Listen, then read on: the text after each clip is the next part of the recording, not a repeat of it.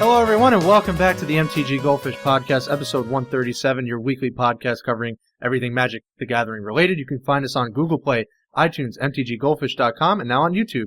Your host, as always, Chaz, a content creator focusing primarily on the financial aspect of the game, joined by Richard, the owner of MTG Goldfish. What is up, Richard? Hey guys, what's up? Just recovering from being blindsided by a billion spoilers this morning. So this is one of the downsides of being on the West Coast this time, right? Yeah, I woke up, I'm like, oh my god, spoilers, so many! And then I saw you frantically tweeting.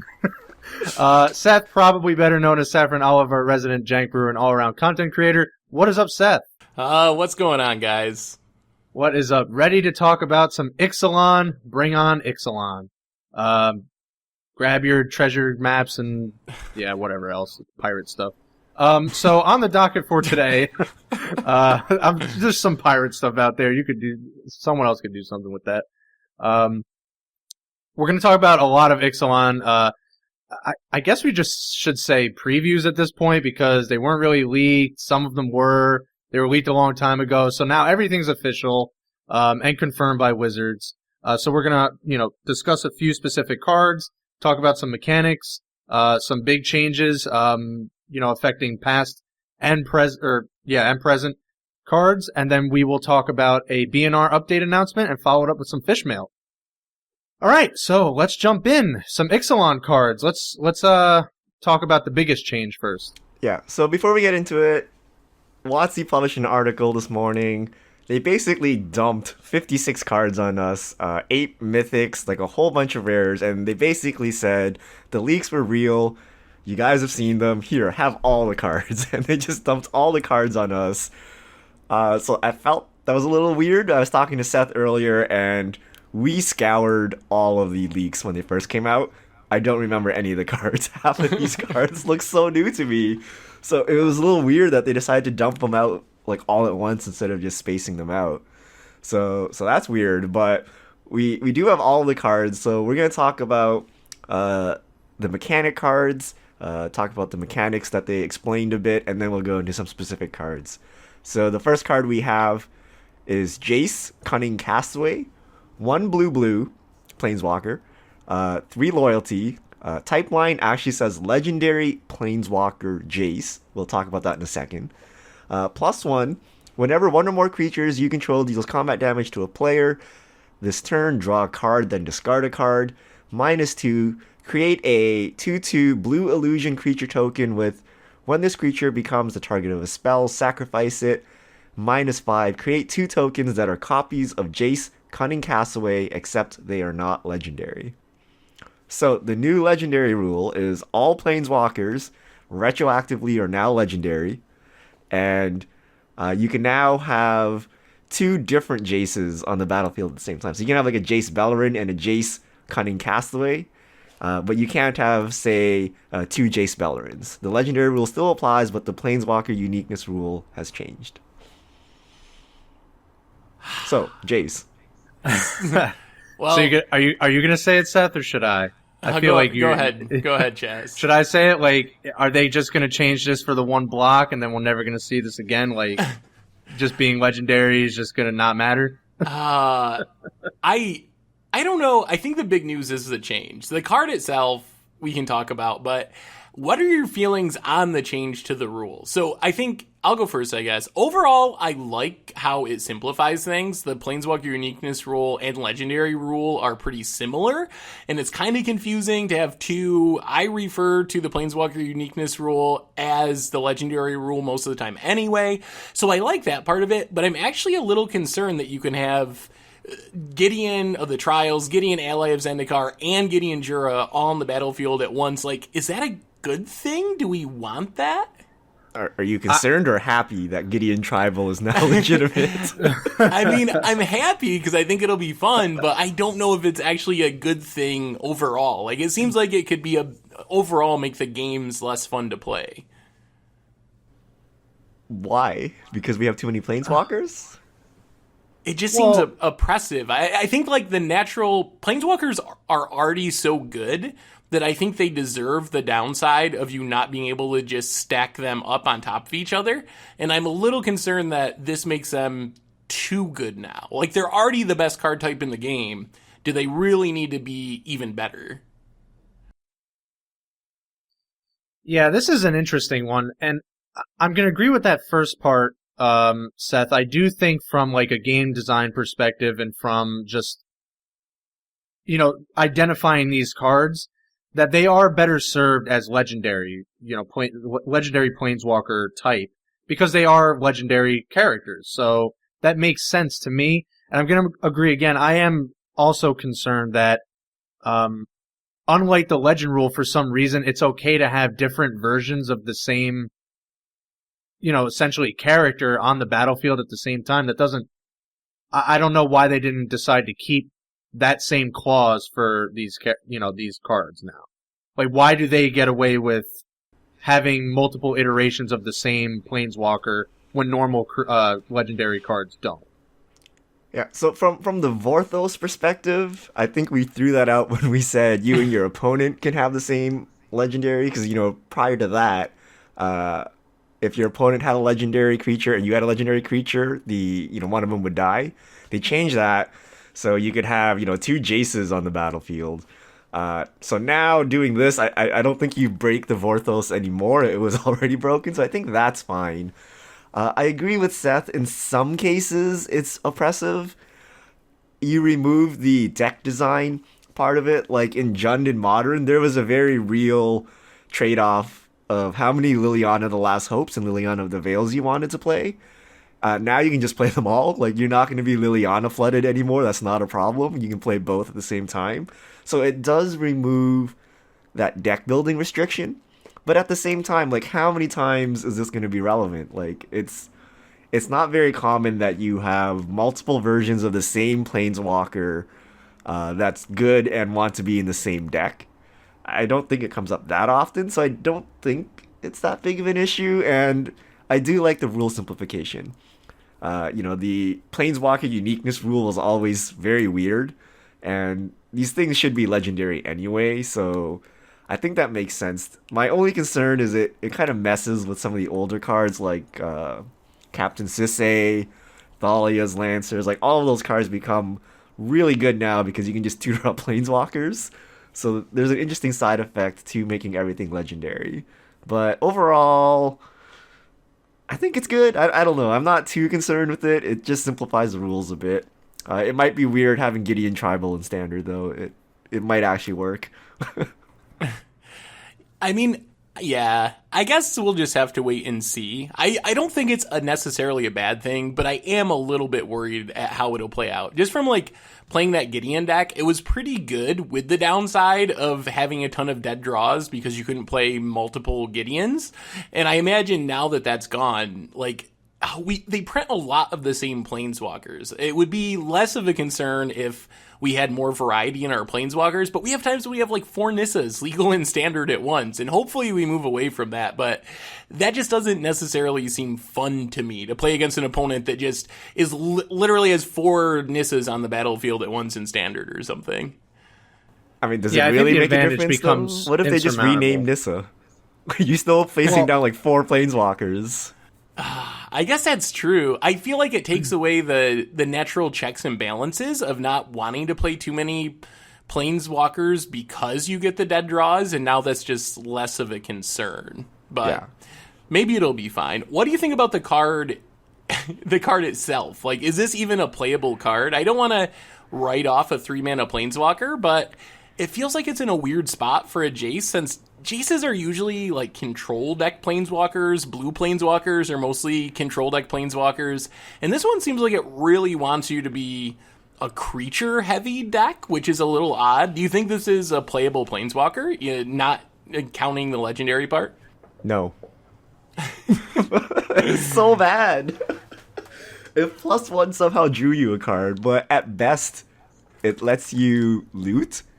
-2 is a phantasmal bear, which is, I don't want to spend 3 mana to make a bear that also just randomly dies. And then the problem with the ultimate is it just makes 2 more of the bad Planeswalker. Like, you ultimate it, and then you make 2 bears. Like, I don't know, like, what you're trying to accomplish here. And the art is just like WTF as well. Like I don't know what's up with this card. It's really weird to introduce the new legendary Planeswalker with, this baby Jace that's just really bad. I don't know. Is there some kind of combo potential or any like actual use you guys can think of for this? I mean, it goes infinite with doubling season, but you still have the I'm just making more Jace's problem. I don't know. Maybe if you're like, I was trying to think of what decks in Standard could use it, and I think it would be something like Tameo, the Bant Tameo, in some sort of like the old collected company decks. If you're playing a bunch of creatures and you can kind of loot a little bit and like make a chump blocker now and then, but it still doesn't strike me as overly powerful by any means. I mean, normally I'd agree, but it is a 3-mana walker, and we've been burned on these so many times, so I just can't say no. I have to say this sees some sort of utility somewhere. It doesn't seem great on paper, just looking at the abilities. Kind of happy that, Oath of Gideon and all that stuff is leaving. That gives extra, loyalty counters, but I don't know. It's okay. It's not like super amazing. It's not terrible either, but I think the fact that it's just 3 mana obviously keeps it in the conversation. I feel this is like Tybalt 2.0. I feel like he was nerfed. I feel like his +1 was either draw a card or his -2 was like Phantasmal Dragon or something. And they're like, that's probably too good. And then they just like made him super Terra bad instead of, risking a GT or something out of him. There are a lot of hoops to draw a card. Like, you have to have a creature. You have to deal combat damage to a player with the creature. It feels like if you have to do all that, you should be able to just straight up draw a card. Like, looting is just not enough payoff for all the hoops you have to jump through. All right, are we done trashing on Jace? Yeah, let's move on to trash something else. For the record, it was a yes for me. Just throwing that out there. Wait, but that was I just don't want to say no to a 3-mana Planeswalker, but I see no use for him. Yeah, more or less. All right, new mechanic, Enrage. This one comes on Ripjaw Raptor, 2 green, creature dinosaur, 4/5. It's a rare. Enrage, when Ripjaw Raptor is dealt damage, draw a card. So was this the card you were talking about, just about trashing, or no? It can't be this one, right? Well, no. I mean, this card's no, good. I was just talking about in general. Oh, This okay. I was card's going to fine. say, yeah, because I was going to say this is actually a really solid card. No, it's not Pelurkanos and all the other overpowered 4-drops we've seen in the past, but this is still really good. I kind of like curving this into a Glorybringer, trying to get back to the red-green monsters days, and this certainly lets you do that. I don't know about the mechanic. Like, I think it's a fine mechanic. I view it sort of like a pseudo unblockable is how it'll probably play most of the time. That, like, your opponent's not going to want to chump it, because then you get to draw a card. The body's fine, though. It's on curve, so I think it's a fine card. But overall, I'm not super impressed with the mechanic Enrage in general. Well, I think So, just for the record, standard staple here. Yeah, absolutely. And just for the record, so Seth, you are not down with a mechanic that lets you draw cards. No, well, I like the draw. I like that this one lets you draw a card, but it requires too much attacking and stuff. I want my draws to be on Cloud It Blazers doesn't, and though. Muldrifters. You don't even have to attack. I don't know. You can block it when it takes harness Maybe- lightning damage or whatever. Maybe if I had, like, play a bunch of pingers and just, like, repeatedly ping it and refill my hand, that I could get behind. Oh, man. What's the 2-mana 03 again? Something Alchemist? And it's rotating, right? Thermo Alchemist. Oh, it only yeah. pings players, though. Never mind. Shoot. Yeah, I think this card's really, really good. I mean, 4 mana, Yeah, it's 4/5 is pretty good. If you block with it, you get to draw a card. If you attack, if they block, you get to draw a card. If they don't, you just hit them for 4. If they use any kind of red removal on it, you draw your cards back. And they actually need, like a roast or something, because it's 5 toughness, right? They can't harness lightning, shock, or whatever. You're going to draw 2 cards. So I think this is pretty good. Yeah. I can see this slotting into like a ton of green decks in standard, and I think it shuts down red really hard. I don't know why they would do this. Like red has a hard time removing big fat creatures anyway, and now you get to draw cards off of it. So seems like a big deal. Seems like a really good card. Yes, certainly. And I do think they have to kind of throw some roadblocks in front of red too. So because the deck is still going to remain pretty good. It loses almost nothing. I think it loses like Vulcanwrath Gorger, and that's like pretty much it.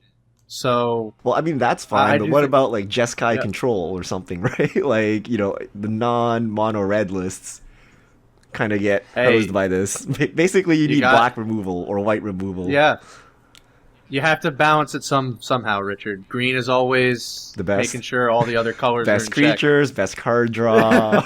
Oh, there you go. Now it's the best creature and the best card draw on the same card.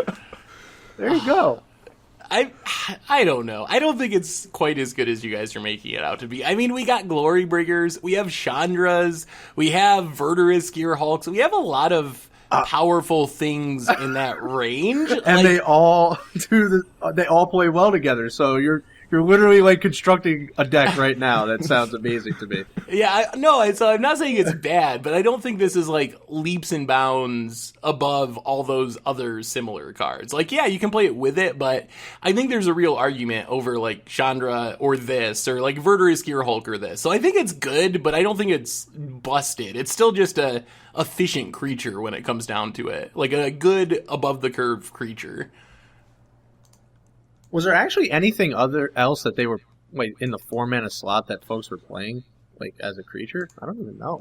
Tireless Tracker. That's 3. Well, yeah, but a lot of times you play it as a 4. Yeah, but right. Bristling Hydra. That might be an issue because Bristling Hydra is very good. Yeah, that's true. Yeah, at least for the energy decks. Maybe if you're playing non-energy, then you would go for this over Bristles. Good point. All right, next mechanic is Explore. Comes on Tishana's Wayfinder, 2 green, 2/2. It's a common. It's a Merfolk Scout, so mono green Merfolk. When Tishana's Wayfinder enters the battlefield, it explores.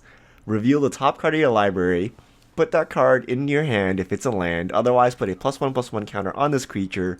Then put the card back or put it in your library. Or in your graveyard, sorry. So you put the card on top or into your graveyard. I like this. It's a very simple mechanic, pretty strong. I believe this is the only Explorer card we got, or no? So far, yeah. I believe it's only one so far. Okay. I'd like to see where this goes, but yeah, this is a pretty, straightforward, strong mechanic. I don't see anything really wrong with it.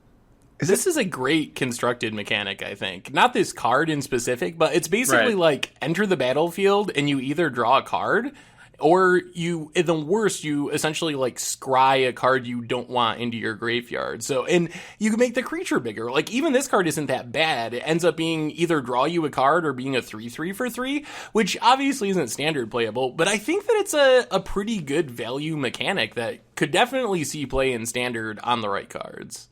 Oh, absolutely. Yeah, isn't this too good? It's like either draw a card or get +1/+1 and scry while fueling your graveyard. Yeah. It's like it's like similar to the what is it?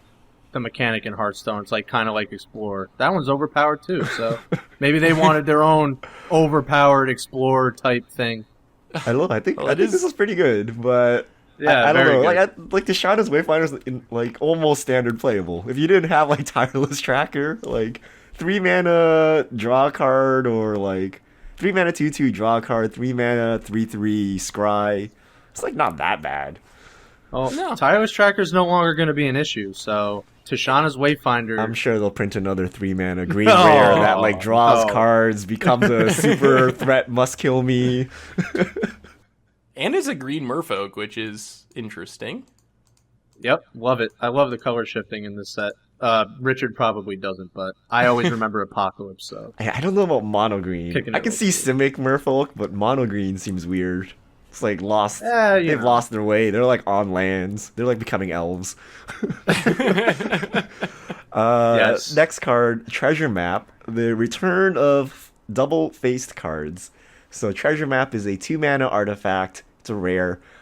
Pay 1, tap it, scry 1, put a landmark counter on Treasure Map. Then if there are 3 or more landmark counters on it, remove those counters and transform Treasure Map and create 3 colorless treasure artifact tokens with sacrifice this artifact, add 1 mana of any color to your mana pool.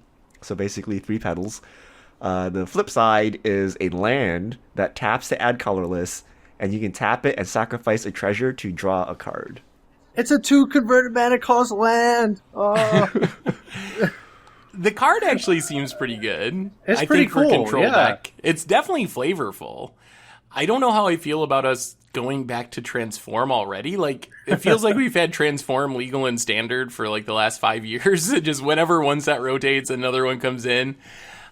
But I think it's It's Richard's favorite mechanic, though. Oh, I hate this so much because now you need checklist cards. Now you need to check your sleeves.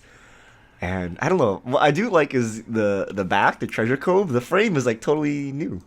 It's like a land know. that the It's frame really is awesome. like weird, and it doesn't look like a magic card. It looks more like a conspiracy card or something like that. So it actually looks pretty cool. It's definitely unique. I don't know how I feel about the non-magic-y frame. Yeah, it's interesting. I do. I like it, too. You have to break it up after a while. I mean, come on. Yeah, and it's on the back of a card, so it's not too confusing. Yeah, it's attached it's not to too another crazy.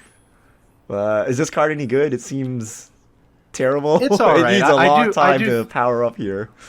It does, yeah. But I think a control deck maybe could play it. I've seen people playing Sunset Pyramid in Standard recently, which is actually Oh, wow. sort of similar, but this is maybe just better. Like, if you're a control deck, you play this on turn 2, scry, which is already good. Then it ends up being another land, and you always want as many lands as possible in your control deck, and then it kind of turns your treasures, which might not be that good because you already have a bunch of mana, into clue tokens almost, so you get to draw 3 cards from it. So I think it's actually potentially playable in a control deck. yeah, so after 3 turns, you can get pretty much a Black Lotus or draw 3 cards, like, over the course of Yeah, it also works. Like, there are other things that make treasures, so you can sacrifice those as well. Yeah, true. It doesn't untap when it transforms, though, which is weird. You can't use the land side the first turn you transform it because it's already tapped. Oh, wow, you're right. Huh, that is kind of strange. Yeah, that sucks. But I guess you do have the treasures that you can use for mana right away, though. Yeah. All right. Got it. Yeah. All right. So let's talk about some more mythics. We have Tishana, Voice of Thunder. So this one we talked about in our leaked podcast, but we didn't know the converted mana cost. Now we have it. It's 5 green and a blue. So Oh. 7 converted mana cost. Legendary creature, Merfolk Shaman. Tishana's power and toughness are equal to the number of cards in your hand. You have no maximum hand size. When Tishana enters the battlefield, draw a card for each creature you control. Yeah, so not super enamored by the mana cost, but so to get this out of the way, this is insane with like Prime Speaker Zagana or anything remotely related to that kind of like commander play. I mean, that is just nuts. But wait, why? This rewards you for going wide, right? Like having like 20 creatures. Yeah, I mean, whereas Prime basically Speaker rewards you for going big. yeah, so they both play off of each other. Yeah, I guess if you can play Tishana first and make it huge, then your Prime Speaker draws you a ton of cards. I think guess like I can see that 99% of the sequencing. time I'd rather play Prime Speaker. I think there is merit to this card in the right build. Like, obviously you got to be going wide, and I don't know, like, blue-green isn't traditionally go wide colors so much, so I'm not sure about that aspect of it, but it seems like a good commander card. I can't really imagine this seeing a ton of play in Standard. Really hard to see where that would fit in Standard, but I could see playing it in Commander. I mean, it has a Reliquary Tower attached to it. It's probably going to draw you 5+ cards and be a, like, 7/7 or something, or maybe even bigger. I think that's, like, reasonable for 7 mana in Commander. But Yeah, 7 is that's so, if very it dies, reasonable. it's really hard to recast. That's why you have command beacon, Richard. I keep saying this. Man, that's Chaz's answer to everything. Yeah, once your commander's like unplayable anymore, you just rip that command tower. I'm a lot less excited about this card than when I thought it could be like 5 mana or 4 mana or 6 mana. It would be completely insane at 5 mana. Yeah, that's why it's exciting. As is, it's just like, I don't know. We have a lot of good Simic merfolk to choose from. All right, next card, we have Rowdy Crew, 2 red. It's a mythic. Creature, human, pirate, 3/3, trample. When Rowdy Crew enters the battlefield, draw 3 cards, then discard 2 at random. If 2 cards that share a card type are discarded this way, put 2 +1/+1 counters on Rowdy Crew. Red card draw. You all played Magic a long time ago. Do you remember, what was the card? Bolduvian Horde? Wait, yeah, was good. Bolduvian Horde. No? It was like super hyped. Like 4 mana, 15 years ago. Yeah, it was good. It's like, that's like the best case scenario for this card is to be like a Bolduvian Horde. So No. It's draw 3, discard 2. So you at random. Yeah, so you get to Desperate Ravings, I guess. You're up 1 card here. Yeah, and then you have to discard 2 of the same card to get the counters. Of the same type card to get the counters. Which I think this card is horrible. So bad. What? I think. Listen, just make Hellrider a mythic already. Come on, this is horrible. What if it was 4 mana, 3/3 trample, and then draw a card that enters the battlefield? Is that terrible? I'd honestly rather that.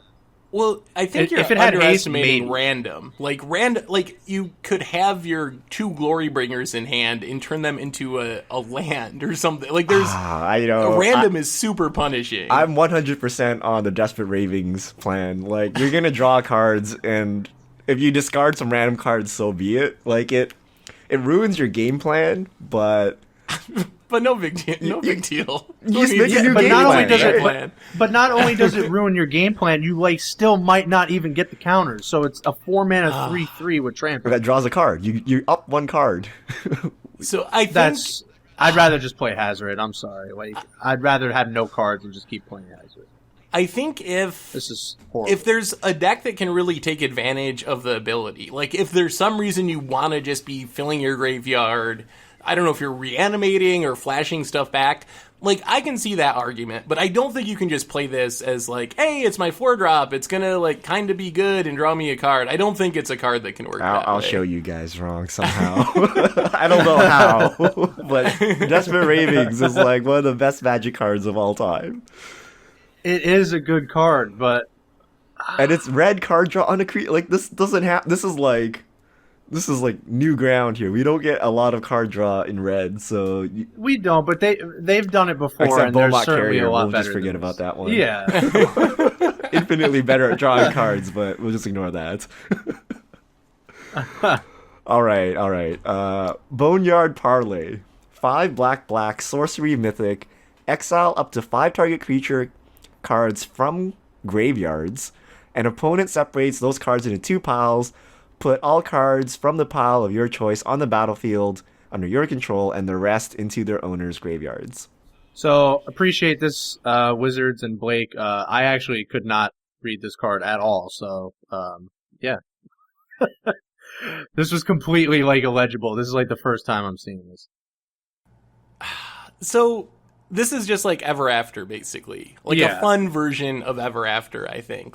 I like Fact or Fiction. It's a cool, skill challenging, fun political card. But I think the end result is basically you pay 7 mana and you probably get 2 creatures that are reasonably good. You can get 3. Or 3 bad ones. Well, the trick is to only put good ones in the graveyard. But I think I don't know. Ever After hasn't really been a staple. It does see a bit of play now and then, and I think this will be basically the same as Ever After. I mean, at 7 mana, it's basically unplayable in Standard. What I'm more excited about is EDH, where you can get a mega Fact or Fiction going here. Oh, yeah. And I really like it. I mean... Wait, is it that? I don't know. There's other mass reanimation spells where you can just reanimate, Rise of the Dark Realms. I think that's 9. That's 9, right? Yeah. But still. But this is just so much good. fun. This is good. Yeah, this is solid for EDH. And very good. You get the let's be buddies. Put 5 creatures in one pile for me, please, and I'll take all 5, right? So it's like very political because it's fact or fiction. So I don't know. I really like it for EDH. 7 mana is a lot though. 7 mana is tough. So you should be winning the game when you cast a 7 mana spell. I mean, it's probably fine for Commander, but I don't think it's going to do much in Standard. All right. Oh, we're making a pact right now. When I cast it in Commander, you give me a 5-0 split, okay? And I'll do the same for you. All right. it's a deal. Speaking of Commander, this is like my favorite card, or maybe the most potentially busted card in my opinion. Revel Enriches, 4 and a black. It's an enchantment. It's rare. Whenever a creature an opponent controls dies, create a colorless treasure artifact token with sacrifice this artifact. Add 1 mana of any color to your mana pool. At the beginning of your upkeep, if you control 10 or more treasures, you win the game. This is pretty awesome. It's probably borderline. It seems borderline too good in Commander, actually.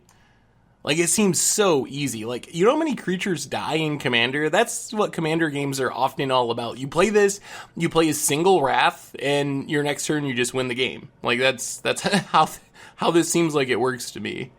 Yeah, you just got to be cautious of that Vandal Blast, you know? Yeah, this is pretty insane. Like, I'm sure and against the odds is going to happen with this card.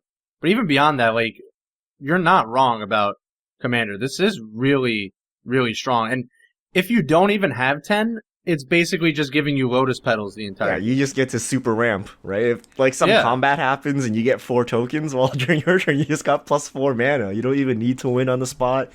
You can play this and then Wrath. This and Treasure Map. You can draw cards every turn off your land. This and I like the dragon. What's the dragon? If you can Covetous? No. If you control 20 more artifacts, you win. Oh, yeah. Isn't it Covetous? No. Isn't Covetous makes like Tyrant Hellkite. Makes you have an artifact. Oh, Tyrant Hellkite. Yeah, like look at the flavor win there. Yeah. You control 20 treasure tokens and you win with the dragon. Yeah, it's like Lord of the Rings. Like I mean, I guess the Lord Hobbit. of the Rings style. The Hobbit, really. But... Oh wow, the Hobbit. Yeah. It seems you can even do like the political give your opponent creatures and then kill them for value. I actually really like this card for Commander. Oh yeah, and you know the ones that give your what is it? We always talk about this one, the one that gives your opponent mechanized goblins production that can't attack you and stuff like that. What is this card? It keeps getting brought up. I don't know this card. And also, and then the other card we were talking about that referenced that card last week. Like, there's all kinds of shenanigans you can do with Revel and Riches. So I'm really loving this card. And just baseline power. You don't even need Command Beacon anymore. This could just help keep casting your 12 mana Commander. First answer, Command Beacon. Second answer, treasure tokens. Yeah. So when your commander dies like 4 or 5 times and is now like 12 mana, you're good. Yeah, doubling season works with this. Like, you can just do all kinds of shenanigans. It's so like weird. That. Mechanized production. It looks so fun. Also awesome for against odds. This will probably be the first against odds card, I think, from Ixalan. It might not actually be against the odds. Like, it might actually just be good. I think we got to see how much support we get for. You got to be able to make treasures and not just rely on killing creatures. All right. So we're talking about a card that we talked about during the leaks, and we're like, isn't this just infinite? This card team's broken. Excuse me. We have Hostage Taker, 2 blue-black, 2/3 human pirate. When Hostage Taker enters the battlefield, exile target artifact or creature until Hostage Taker leaves the battlefield. You may cast that card for as long as it remains exiled. You may spend mana as though it were mana of any type to cast that spell. So we have an O-ring loop with this card. Chaz, you said they errata this card like straight up to prevent this, right? What does the new text say? So via Eli Schifrin at around 11 o'clock today, so when these cards were released, Hostage Taker will now read with start off with when Hostage Taker enters the battlefield, exile another target creature or artifact until blah blah blah. So you can't target itself. Yeah. So this is basically just a punt by Wizards? Basically. Yeah. Yeah, pretty much. So, I mean, I'm glad we caught it early this time, but come on, Wizard. Like, we just had Felidar Guardian. How many times are we going to accidentally leave words off cards that let one card break standard? Do you think they misunderstood the rules, or they knew the rules, but they just, like, actually literally misprinted by putting the wrong text on it? Well, it's funny because Matt Tabak sent out a tweet prior to that saying we don't think Hostage Taker does what everyone thinks it does. Like, I really do think they mixed it up. Like, they didn't think it actually did what people were saying it was going to do, and then, like, 20 minutes later, here's the errata. So. It must have been a really quick internal conversation. He's like, well, my file has the right text on it. Like, what did you guys send to the printer? Like, what are you doing? That could have actually have happened. Maybe. I don't know. I mean, I'm thinking it's just a mistake because we've printed so many creatures like this before, and they always say others. So it feels like they just accidentally left out a word. But it's a good thing. I'm very happy that they errated it right away because it would have been miserable if they were like, oh, well, we're going to let it, we're going to try it in standard. We'll see what happens. Like, let's give it a couple pro tours. So I'm glad we just got rid of it right away and don't have to deal with any of that stuff. Because in its printed form, basically you play anything that deals the damage when a creature enters the battlefield. Perforos, for example, Impact Tremors, and it's just a one card I win the game combo. So it will be interesting to see how this works. Like, Magic is focused on new players. How confusing is this for, someone that goes to their first pre-release and opens this card and plays it improperly, or new players at FNM? Like, how big of a deal is it being the printing on the card being wrong? Yeah, it is a big deal. And that's why we kind of have to just continue raising awareness. But I mean, for an old player, I like erratas. It's been a while, Lifeline and stuff like that. It harkens back to a time where cards were completely busted when they were printed and had to be changed. So you don't play enough Modern, Chaz. Errata's like the bane of Modern. Oh, I know. They're like, it says Summon Lord. Are you sure it's a Merfolk? I'm like, yes, Lord of Atlantis is a Merfolk. It's like, don't use the old version of cards. Or the good old Korean Ashiok or whatever with the wrong the wrong plus. It's just like, just never trust anything. Always pull the Oracle text on every card. Oh, you don't like your 5th edition Lord of Atlantis? Oh, yeah. I always play the original version of cards, even when it confuses people. Oh, that's pricey, Richard. What?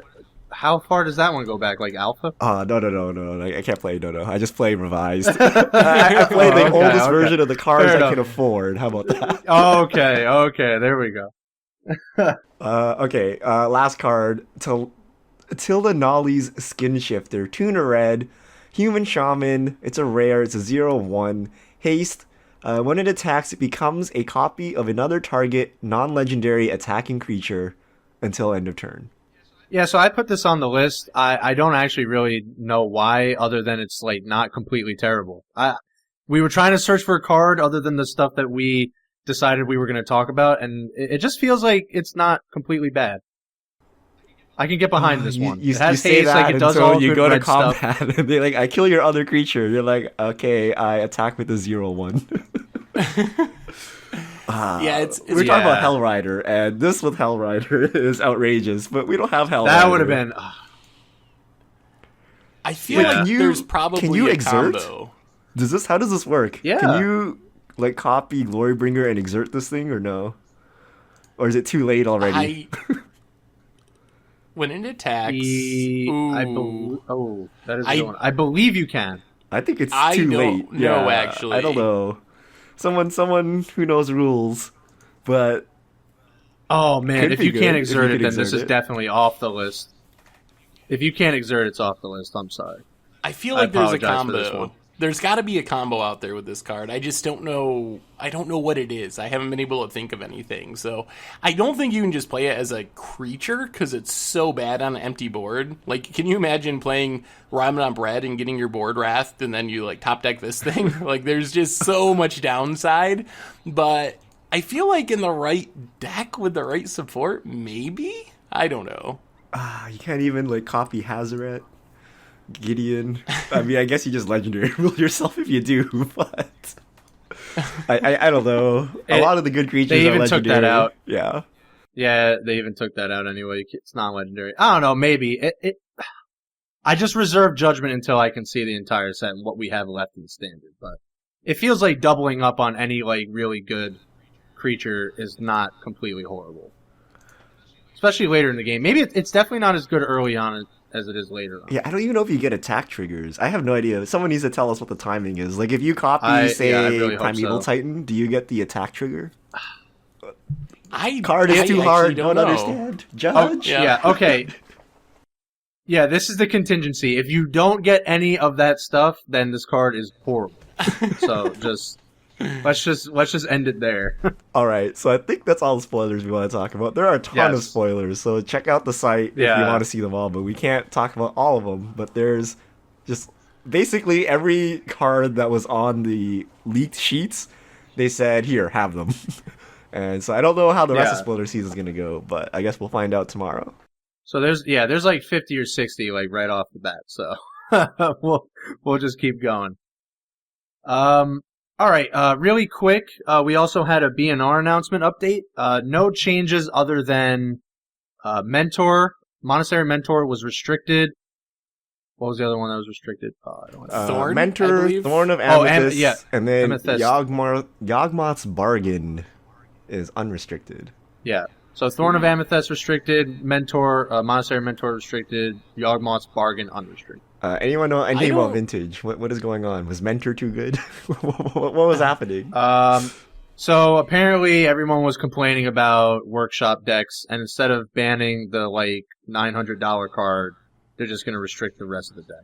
Yeah, so yeah, I think that the two best decks in the format, or two of the best decks at least, have been Mentor decks and also Workshop decks. So this kind of targets the two top decks. I'm not a Vintage expert, but that is kind of the idea here, is to knock the two top decks down a peg or two. Yeah, from a few people that I know that are more vested in it, like this was completely uncalled for, but I'll just leave it at that. I don't know enough to say if this was warranted. Yeah, I'm actually surprised they're mucking but- around with. I guess it's because of the new Vintage leagues that they've actually done Oh, quite yeah, a few you're right. changes to Vintage. Like maybe more so than any other format save standard in the last year. Yeah, it is weird. It's definitely because of Magic Online, I think, and the focus that brings on the format. I think you're right. Unrestricting Yawgmoth's Bargain, though, yeah, that's probably not going to end. 6 mana. Yeah. Yeah, but it's like not really though. It's only like 3 mana. Yeah, I don't know. I just don't know if it's how good is it anymore when people are like paradoxical outcoming for 20 cards really easily. Like I don't even know. I don't know Vintage well enough to say for sure, but it seems like there might just be more busted stuff going on that it's not even that good anymore. Maybe. I just Yawgmoth's Bargain has always been a very powerful card, so I'll just that's just kind of where I'm coming from. Yep. All other formats, no changes. And there you go. You can spend like $200 on that instead of like pyramids, right, Seth? There you go. Yeah. I mean, I think no changes is good overall. Like, I think every other format's in a pretty good place at the moment. Absolutely. So I'm glad they didn't do anything Does to that modern. bring us to Fishmail? Yep. So if you have your questions, Okay. send them to at MTG Goldfish on Twitter with the hashtag MTG Fishmail, and we'll get to your questions. First question from 777 VII 777. What are your thoughts on Nissa Vital Force in Ramp? Been really good for me. Yeah, it's pretty strong. But maybe we'll see where ramp ends up after rotation because we are losing like pretty much a lot of the best ramp targets. Ulamog, Worldbreaker, all that stuff. Yeah, now you got to ramp into dinosaurs. Oh yeah, maybe. Next question from Edie Vonta. What are your thoughts on separate, modern Magic Online leagues with some unbans to be used for the consideration of unbanning Twin, Bloodbraid Elf, Jace, etc.? I guess it would be a cool event to have. I would be down with having like a no ban list or like altered ban lists league just to try it out. Probably as like a special event, like they do the flashback constructed queues or something. I think that could be a fun thing to test out. Yeah, I like it That'd as be a really seasonal cool. event or something, but not as a regular thing. But maybe like for one, at the end of September or something, for 1 week they throw up modern no ban queues or whatever to try things out. Next question, Assault Priest. Do you think Halo 1 is catching a ban if pros picking up the decks have much success because it's unfair? I think we're a long way away from Hollow 1 being banned. Like, I Yeah. think it's a good card, and who knows in the future, and it does enable powerful starts, but that would be a long way down the road if that ever got to that point. Yeah, to be fair, we were having the same conversation about Death Shadow. So it's just something new that people have to adapt. All right, from Magpie Playtime, will we get to see videos of Seth playing the non-budget budget Magic and Tomer playing his EDH upgrades? I do stream some of the non-budget budget Magic decks during the live stream, so you could probably catch some of them there on Tuesdays and Thursdays. As far as doing a video series where we play the upgraded build every week, I don't know if I have the time to do it at this point. All right, next question from T Laser. Some in the Magic community say WotC should do away with Planeswalkers. Would this ever happen? Consequences if it did. Well, they just gave us more Planeswalkers with the legendary rule changes, so probably not. Yeah. And they want them to Probably be the not. face of Magic, so again, probably not. Yeah, I don't think there's any chance that happens. Next question, Taskmaster 1995. What do you each look for in user-submitted decision when picking them for Commander Clash? Okay, so how do we choose user-submitted decks? I usually look for something that's unique and different, appeals to me, and also something that draws me cards. Those are my two criteria. If it draws me cards and looks unique, I'll probably pick it. Yeah, I go for, I guess, creativity or something like that. Like, power level has absolutely zero meaning to me, and in fact, if it looks too strong, I'll just avoid it. So it's really like, what does the deck look like? How creative is it? How fun does it look? Next question, Chaos Repetant 666. How many Infamous Japanese tournament decks are too many? I don't think you can have too many infamous small Japanese tournament decks. People love them. Like, there's always such sweet decks coming out of small tournaments in Japan, so... All right, next question, Tom Simons. Understanding you guys didn't play with them in 93, 94, do you guys feel nostalgia for old school cards? ABU, Legends, Arabian Nights, Antiquities? I do, yeah. I definitely do have a fondness for them and a nostalgia for them. Again, I think I mentioned this on the last cast that it's some of these cards that drew me to the game. So, yeah, they're definitely fun, and it's good to look back But you on. actually played with them, right? Like back in the day. I played, well, not 93, 94, but a little after that, yeah. Like all the Urza stuff, yeah. Yeah, same with me. I actually played with some of the cards, or at least I've seen the alpha cards. I played around like revised. So Legends was like Chronicles, Arabian Nights, and whatnot. So I actually feel a nostalgia for them. But Seth, you started in Theros, right? how does this impact you? Do you feel the same nostalgia for these old cards? I'm just nostalgic for heroic all the time. I need more heroic mechanics. No, no, really though. No, I'm not really nostalgic for old cards, although I do appreciate the history of the game. But for me, it's more like Onslaught, Mirrodin, Ravnica. Some of those, when I see janky old cards from those sets, it kind of reminds me of when I first started to play. So I still have the nostalgia thing, but just for a different group of cards or age of cards, I guess. All right, next question. That one, Okazaki, is Cabal Therapy too strong for Modern? Chance of a reprint in Dominaria. Oh, God. Yeah, I think it would be too good. Yes. It's way I too do good. too.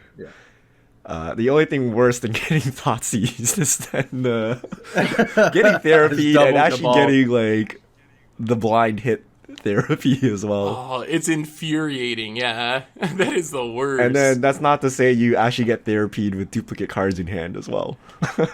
I think it would be especially miserable because Dredge is already a good deck, and just having people mill over their therapies, sack their blood gas, like I don't think we want to encourage that. Asen Bureaucrat, my first Magic product was a pack of Nemesis. Do you guys remember your first Magic product? What was it? Oh, I don't remember my. Oh man. I think my first pack. Can't remember my first pack. I can remember my most memorable product is I actually traveled through a snowstorm to get to purchase the Prophecy like intro deck because it had Avatar of Might in it. Like I thought that was like the coolest thing ever, and yeah, it was through a snowstorm. It was definitely worth it though.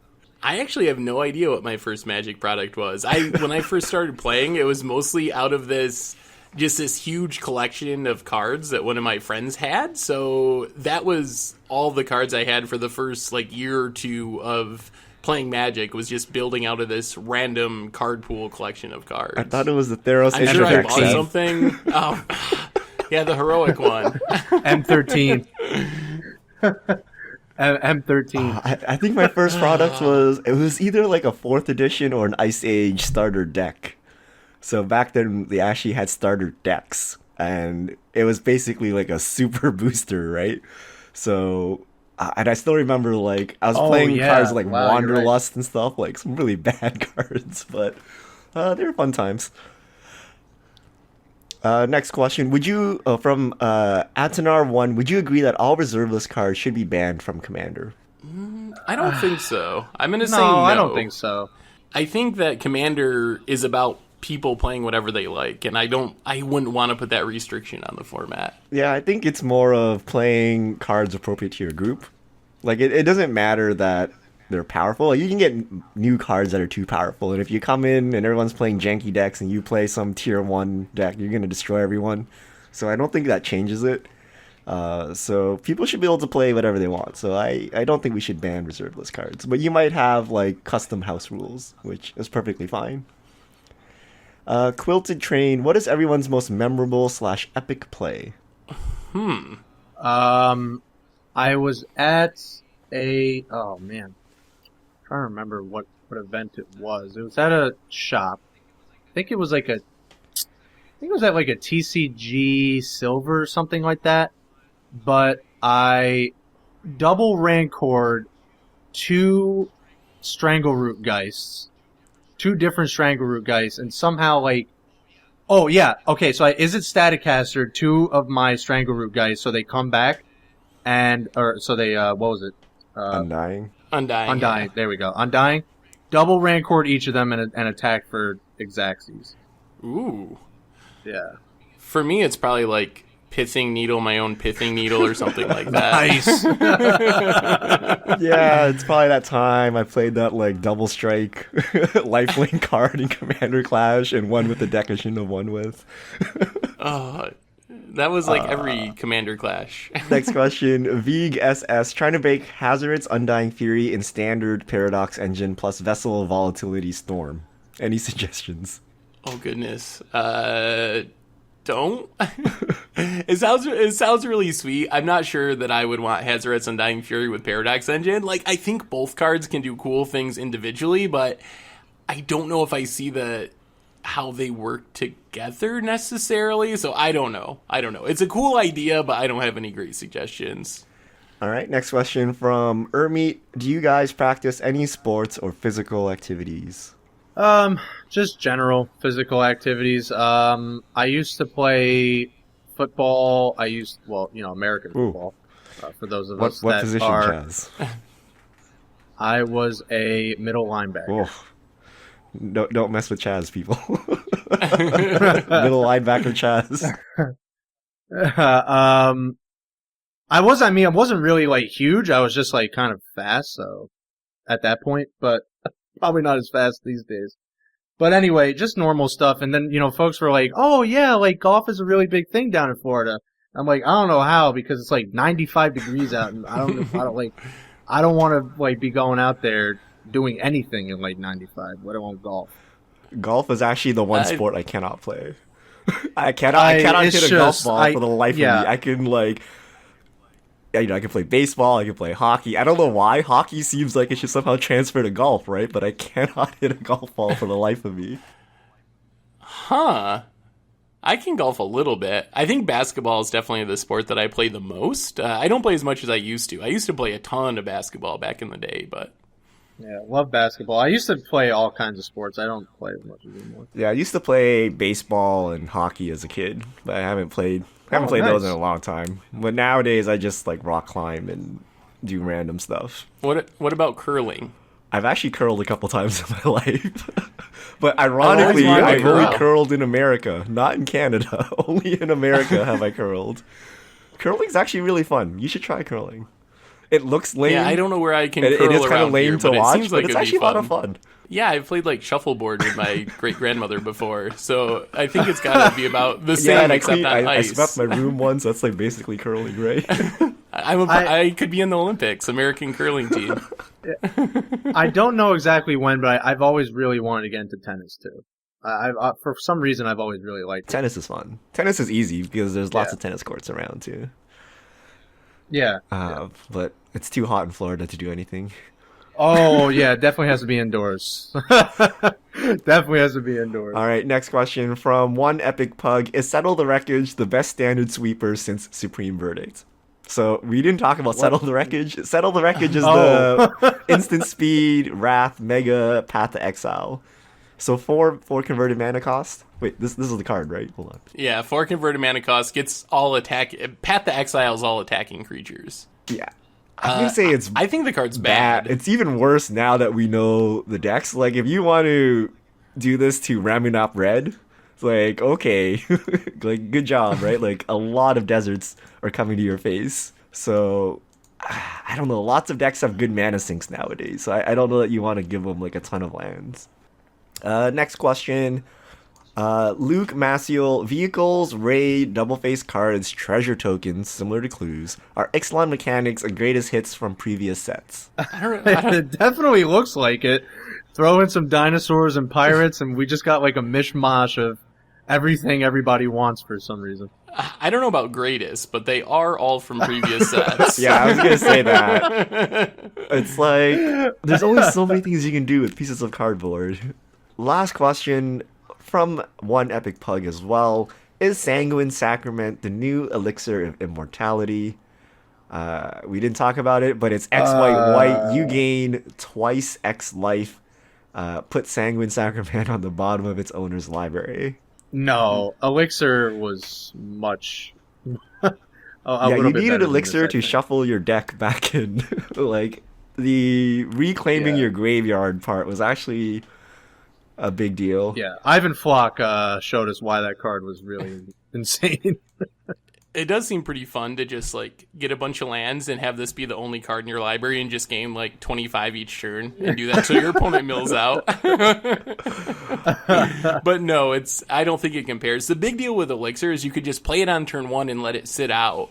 This you actually have to invest a ton of mana in all at once. But you gain twice of X life. Yeah, but even at 5, you gain 6. Yeah, but It's sweet with Sanguine Bond. yeah. Oh, it is good with Sanguine. I'm gonna play this. I need to make a list. So every spoiler season, I'm like, oh, this is such a sweet card in Commander. I'll do this, and then I forget about the card and never do it. So I need to make a list of cards I want to play from the set.